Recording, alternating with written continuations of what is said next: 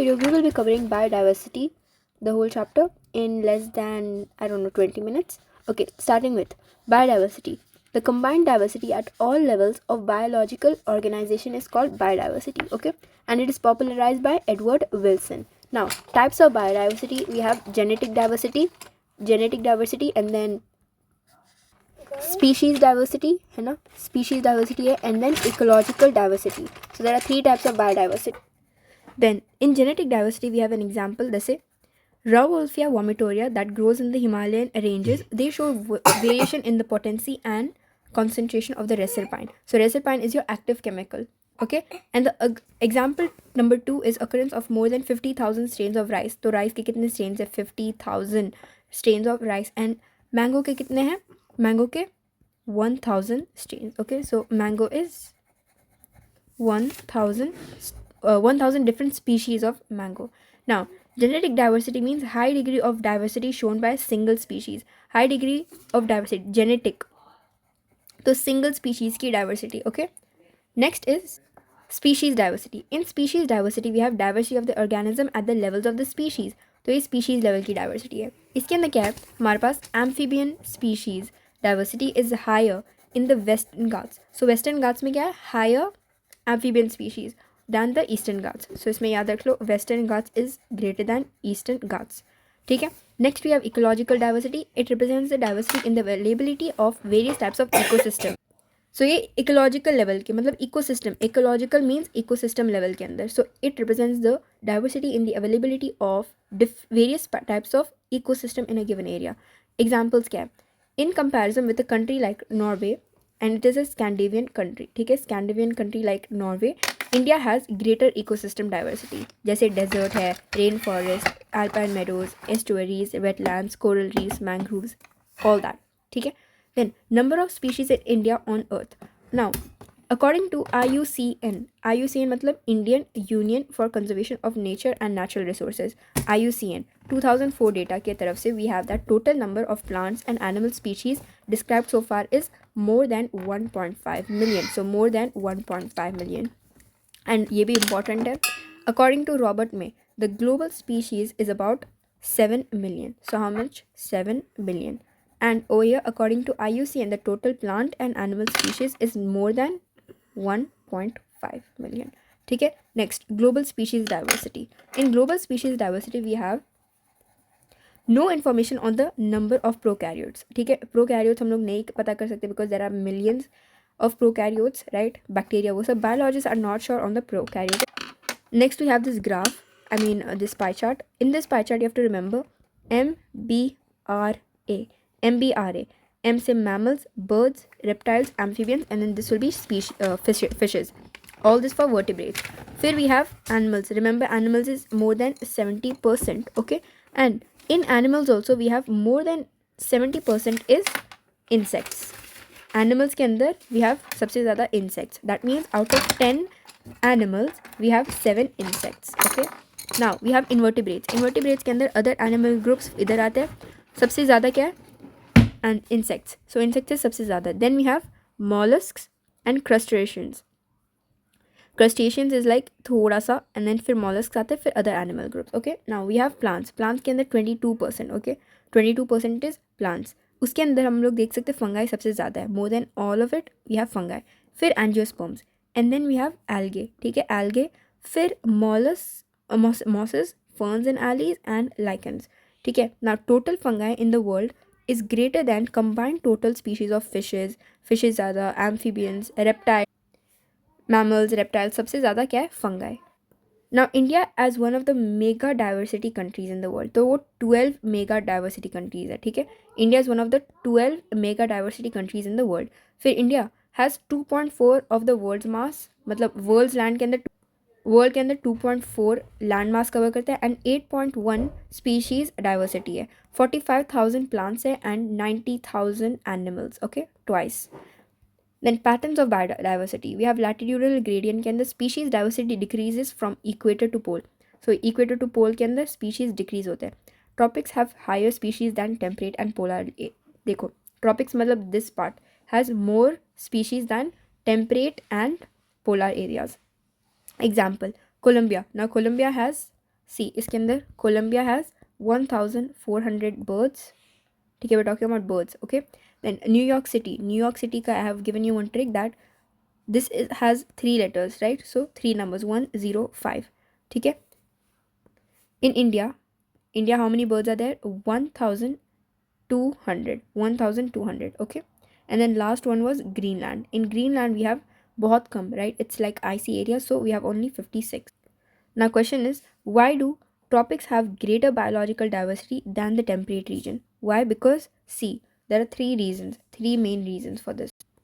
First reason, the tropical latitudes have remained relatively undisturbed. So first thing you'll write is tropical latitudes undisturbed होता है for millions of years, that's why they have long evolutionary time, ठीक है. Evolutionary time ज़्यादा होता है for species diversification. Then tropical environments like temperate ones are less seasonal, so seasonal less होते हैं, right, less seasonal. तो इसमें क्या होता है, कॉन्स्टेंट होता है और प्रेडिक्टेबल होता है. This promotes species specialization and it leads to a greater species diversity, ठीक है. there is more solar energy obviously in the temperate area. see, middle में सबसे ज़्यादा energy solar energy आती है, right, sunlight and stuff. so solar energy सबसे ज़्यादा in the tropics, and that means we have high productivity and which will contribute to indirectly to which might contribute indirectly to the greater diversity. तो three things. कौन से tropical have undisturbed, मतलब undisturbed रहते हैं for millions of years. and then the second one is seasonal, less seasonal होते हैं and constant and predictable. फिर उसके बाद लास्ट क्या है, सोलर एनर्जी सबसे ज़्यादा है. नाउ स्पीशीज एरिया रिलेशनशिप, इसके अंदर दैट ग्राफ कम्स, है ना, कौन सा graph, C. First of all you have to remember that it describes the relationship between area of the habitat or a part of the habitat and the number of species which is found within that area. so जो species होते हैं वो area के अंदर वो describe करते हैं and the area of habitat, ठीक है, that's the relationship. Now species area relationship नाम से पता चल रहा है. Now it's usually constructed for single type of organism के लिए होता है. Next we have Alexander von Humboldt. He observed that within a region species increases. मतलब फॉर एग्जाम्पल एक रीजन होती है हमारे पास, उसमें हम लोग देखेंगे तो इधर एक डॉग मिल जाएगा, इधर एक कैट मिल जाएगी, इधर एक कुछ ये इंसेक्ट, ये species, different species for a limited time. लेकिन एक जगह जाके रुक जाएगा, फिर दूसरी जगह जाएंगे तो सेम चीज़ रिपीट होगी. तो यही चीज़ इधर भी रिपीट हो रही है. सो क्या बोल रहा है, that within a region species richness is with increase explore area. जैसे जैसे एक्सप्लोर करेंगे वैसे वैसे स्पीशीज रिचनेस इंक्रीज होती है, लेकिन only up to a limit. Then species diversity is the number of diversity और the variety of species in a particular region that can be explained by species richness and species evenness. So what is species richness? The number of species present in the particular area. And species evenness matlab how evenly is the distribution of the number of species. Now the relation between species richness and area for wide variety of taxa matlab angiosperm, birds, plants, bat, freshwater fishes is a rectangular hyperbola. तो कौन सा मिल रहा है हम लोग को, rectangular hyperbola. This is your graph. तो इधर क्या है, स्पीशीज रिचनेस एंड ये एरिया, ठीक है.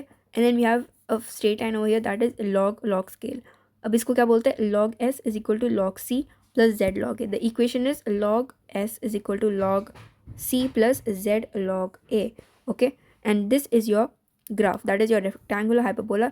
स्पीशीज रिचनेस इंक्रीज हो रही है फिर कॉन्स्टेंट हो जाती है, right. This is S is equal to C A the whole raise to Z, okay. Next we have equation जो अभी मैंने बताई, और इसमें एस क्या डिनोट करता है, S is your species richness, A is your area and C is your Y intercept. What will Z represent, Z represents the slope of the line, that is regression of the regression coefficient. And range is, always remember the range, 0.1 to 0.2 is your z ka range for smaller areas. Now see, if you have a smaller area, z will be equal to 0.1 to 0.2. if it is like a continent, अब continent के अंदर चले जाएंगे तो z will be equal to 0.6 and इसका double कर दो, that will be 1.2, ठीक है. 1 का डबल 2 कर दो एंड देन फॉर दिस 6 का double 1.2. Now one more example is 1.15. 1.15 for frugivore. Frugivore क्या होता है, fruit eating mammals and birds, ठीक है. तो फ्रूगिवोर्स एंड मैमल्स के लिए, frugivore is basically your bird that eats the fruits, ठीक है. एंड मैमल्स के लिए क्या है, 1.15 बिकॉज फॉर लार्जर एरियाज, ठीक है. Next we have the species area plots can give useful information such as the total number of species in a region, and the rate of species increase with area between different regions. ठीक है, so this क्या करेगा, useful information किसके बारे में देता है, इसके बारे में. ठीक है, next we have important species diversity. अब पर्टिकुलर प्रॉपर्टीज़ क्या है स्टेबल कम्युनिटी के लिए, प्रॉपर्टीज़ क्या है, it should not show too much variation in productivity from year to year, and then must be either resistant or resilient to occasional disturbance. तो it should always be resistant. जैसे natural, okay, what is occasional disturbance? Natural calamities, जैसे वो हो गया flood हो गया, ये वो blah blah blah. तो वो natural calamities को resistant होना चाहिए. ठीक है, now resistant to invasion by alien species. अब ये एलियन स्पीशीज़ क्या होता है, जैसे for example in a pond हमारे पास खुद की फिशेज़ है.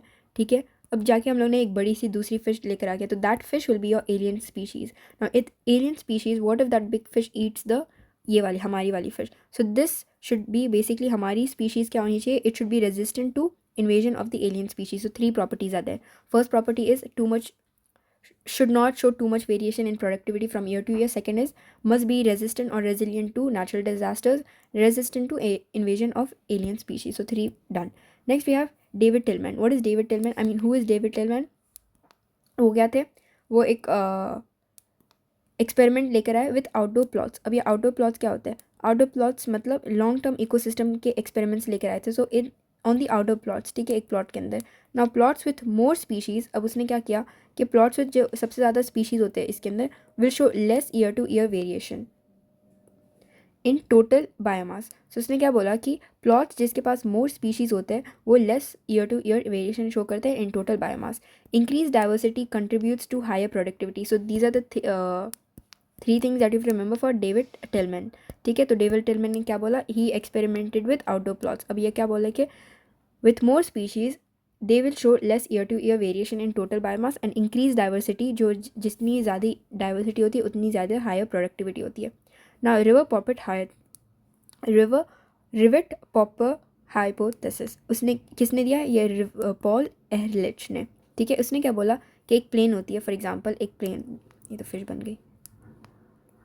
ठीक है, whatever, this is a plane. ठीक है, नाउ प्लेन के अंदर वी हैव पॉपेट्स. ठीक है, पॉपेट्स समझो कोई स्क्रू व्रू हो गया. ठीक है, नाउ इफ़ ईच पैसेंजर, एक पैसेंजर रहेगा, ईच पैसेंजर ने एक एक पॉपेट निकालना शुरू कर दिया एक एक जगह से. ठीक है, every passenger will take 1 poppet home.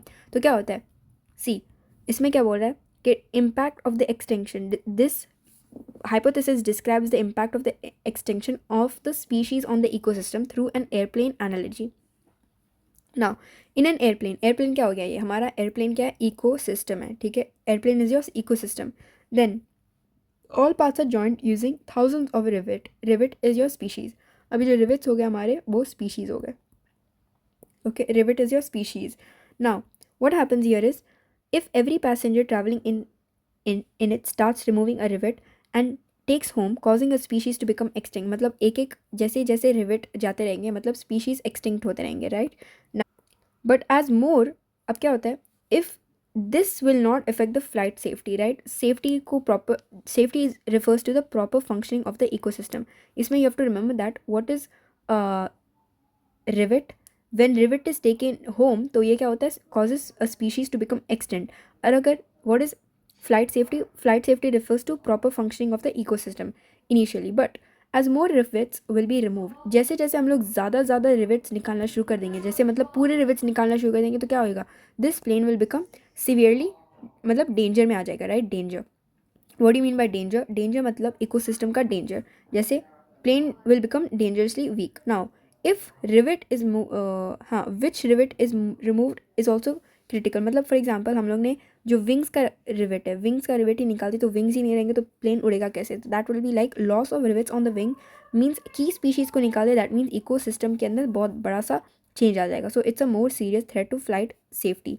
ठीक है, next topic is loss of biodiversity. So for that IUCN red list के अंदर the world's most comprehensive inventory of the global conservation status of biological species.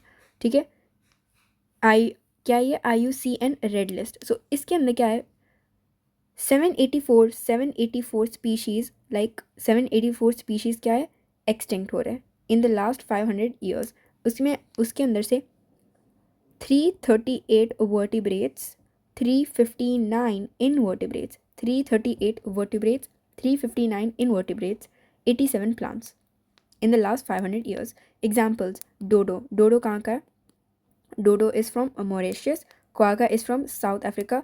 Thylacine is from Australia, है ना? And Steller sea cow is from Russia.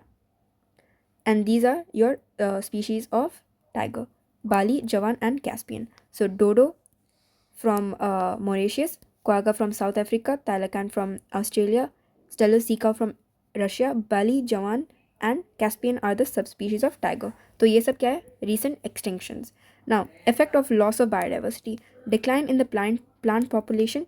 So what is the effect of loss of biodiversity? इसमें क्या होता है? Decline in plant production होता है, production of plants decline होता है, lower resistance to environmental perturbations, that is natural calamities. So resistance low हो जाती है, right? Then increased variability in certain ecosystem possess such as plant productivity, water use, and pest and disease cycles. So what are the effects of loss of biodiversity? First है decline plant population होता है, ठीक है, decline in plant production, फिर resistance नहीं कर पाते हमारे we are not resistant to natural calamities like drought वो सब.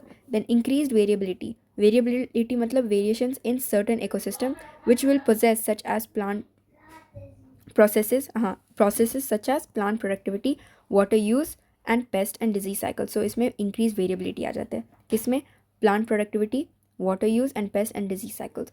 Then the evil quartet of causes of loss of biodiversity. तो इसमें क्या होता है? First main thing है habitat loss and fragmentation. Habitat loss and fragmentation के अंदर आता है when large habitats are broken up into small fragments due to various human activities, mammals and birds requiring large territories and certain animals with migratory habits are badly affected, leading to population declines. For example, जैसे हमारे पास large habitats है, उसको broken up मतलब इसको small fragments में तोड़ दिया, तो due to various human activities जो mammals होते हैं and birds, जिसको सबसे ज़्यादा like मैमल्स एंड बर्ड्स को ज़्यादा एरिया चाहिए रहता है, तो उन लोग बहुत ज़्यादा इफेक्ट होते हैं, ठीक है. और उसमें क्या होता है? पॉपुलेशन डिक्लाइन होती है. Degradation of many, then we have degradation of many habitat by pollution also threaten survival of many species. मतलब अगर हम लोग डिग्रेड करेंगे अपनी हैबिटेट्स को तो पोल्यूशन से भी डिग्रेड होते हैं, right. So this will threaten the survival of many species. Example क्या है? अब एग्जाम्पल याद करना है. ट्रॉपिकल रेन फॉरेस्ट जो अब ओनली 6% कवर करते हैं, रेड्यूस फ्रॉम 14, तो 14 से सीधा 6 आ गया. 14 से कितना है? 14 से 6%. The Amazon rain forest being clear for cultivation, जो क्लियर कर रहा था कल्टिवेशन के लिए सोयाबीन्स, मतलब being clear for cultivation of soybean. हम लोग को सोयाबीन चाहिए तो हम लोग क्या कर रहे हैं? अमेजोन रेन फॉरेस्ट को क्लियर कर रहे हैं. और for conservation of grasslands for beef cattle, so beef cattle के लिए और सोयाबीन्स के लिए हम लोग क्या कर रहे हैं? इसको क्लियर कर रहे हैं, जो बहुत ज़्यादा स्पीशीज़ को एक्सटेंड कर रहा है. ना over exploitation. What is the example for over exploitation? See, we will do over exploitation of natural resources. इसमें क्या हो रहा है? Many species have been extinct in the last 500 years. Example passenger pigeon भी एक्सटेंड हो गया. Now many marine fish species are over harvested. जब over harvested करते हैं, endangering the continued existence of commercially important species. तब जब over harvest करते हैं तो एंडेंजर मतलब एक्सटेंड क्या होता है? Commercially important species. Now alien species invasion. Example क्या है? For example when an alien species, I just give an example, जैसे हमारी खुद की इंडिजिनियस स्पीशीज़ होती है, फिर हम लोग बाहर से एक एलियन स्पीशीज़ लेकर आते हैं. what happens over here? A new species that is not native to the habitat. What do you mean by alien species? A new species that is not native to the habitat is introduced. It can be invasive. मतलब हमारी खुद invasive means it will be dangerous for the हमारी खुद की species. मतलब it will give cause क्या होएगा इसका? Extinction of indigenous, मतलब हमारी खुद की native species. Example, Nile perch introduced in Lake Victoria. So Nile perch, this is your Lake Victoria, ऐसा याद करो, Lake Victoria. And what is Nile perch? Nile perch is your alien species that was introduced. So Nile perch ऐसे याद करो, this is your Nile perch which is introduced to your Lake Victoria, caused what? In East Africa, led to the extinction of more than 200 species of सो इसके अंदर जो 200 species थे किसके, cichlid fishes, cichlid fish in the lake. So what happened in east Africa, ऐसे story याद करो. इन east Africa जिसके अंदर लेक विक्टोरिया के अंदर क्या था, लेक विक्टोरिया के अंदर कौन सी स्पीशीज़ रहते थे, 200 स्पीशीज़ ऑफ किकलेट फिश के 200 स्पीशीज़ रहते थे. एंड इन दिस क्या हुआ, Nile perch was your alien species that was introduce in lake Victoria in east Africa. फिर 200 which led to the extinction of 200 species of cichlids fishes. Example 2 is carrot grass. So Parthenium, carrot grass, Parthenium, lantana, water hyacinth and water hyacinth का वो क्या है, acornia and carrot grass is Parthenium. all these species ने हमारी जो खुद की native species थे उनको एक्सटेंड कर दिया. ठीक है, तो कौन सी स्पीशीज़ ने एक्सटेंड किया, carrot grass, parthenium, lantana, water hyacinth. ठीक है. Now example 3 is African catfish. African catfish का नाम क्या है, क्लैरियस गैरियपिनिस. ठीक है. Introduction for African catfish was an introduction for the aquaculture in is a threat to the native catfishes in our rivers. मतलब हमारी जो रिवर्स है, हमारी रिवर्स के अंदर जो नेटिव कैटफिशेज है उसमें हम लोगों ने अफ्रीकन कैटफिश डाल दिया. ठीक है. नाउ को एक्सटिंक्शन. व्हाट इज को extinction? When a species becomes extinct, the plant and animal species associated with also will become extinct. So for example, when a fish is becoming extinct, the parasites associated in an obligatory manner will also, मतलब जो fish रहती है, fish के साथ क्या parasite जो रहता है वो भी एक्सटिंक्ट हो जाएगा. दो species will get extinct. Co-evolved plant pollinator mutualization. This we will learn in the next chapter. Organism and population के अंदर. Biodiversity conservation. Now why should we conserve biodiversity? Narrowly a utilitarian argument. अब इसके अंदर first क्या है, views on biodiversity as a source for various products. Benefits from biodiversity. First क्या है, benefits from biodiversity. Foods हम लोग को मिलता है, राइट, सीरियल, पल्सेस, फ्रूट्स. फिर फाइबर मिलता है, कंस्ट्रक्शन मटेरियल्स मिलते हैं, इंडस्ट्रियल प्रोडक्ट्स मिलते हैं, प्रोडक्ट्स फ्रॉम मेडिसिनल यूज़ भी सब कुछ मिलता है, right. So food,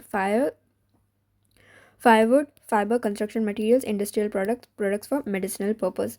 now bio prospecting. What is bio prospecting? Exploring molecular genetic and species level. What is bio prospecting? Exploring the molecular genetic and species level diversity for the products for economic importance.